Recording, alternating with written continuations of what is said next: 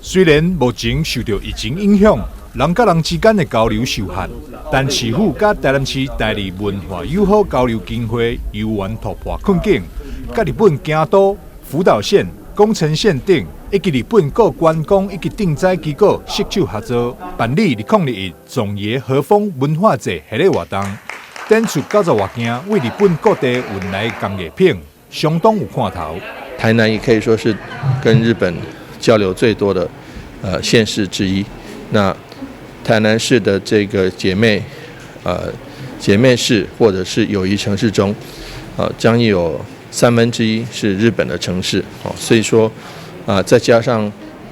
嘉南大圳、乌山头水库，还有再加上八田鱼等等的，水稻博物馆的等等的这些，不管是日本人留下来的建设，或者是日本的艺文朋友们，大家的一个互相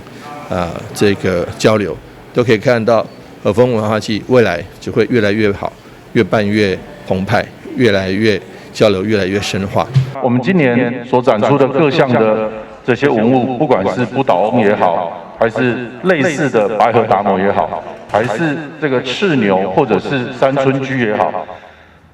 你会发现福岛县的人民的这些文艺工艺的创作，几乎都围绕在一个主题上面，就是为自己、为家人、为这片土地一起来祈福。所以我相信，不管它是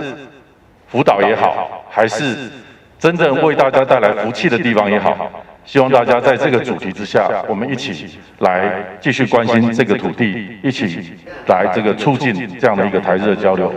除了有这日本工艺品通好欣赏，另外为了纪念当日本大地震10周年，今年更正式随遇而安展中展，记录当地自地震灾害走向复兴之路的心路历程。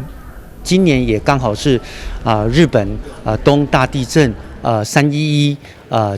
周年的这样子的一个纪念日。那所以我们这一次也跟日方共同在总业艺文中心做了一个纪念的展览，让大家看见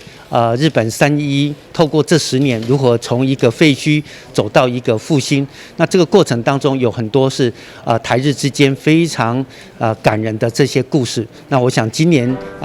这个和风文化季有特别这样子的多了一层的一个意义在。2021总爷和风文化节系列活动，自9月18日到12月5日，伫总爷艺文中心红楼展出。9月18日、19日2天，中心更有安排云艺古夜表演艺术、巴德利乐团、日本针甲二胡，还有手作体验、美食以及文创刺激。主办单位非常欢迎大家做伙来佚佗。台南新闻张硕伟采访报道。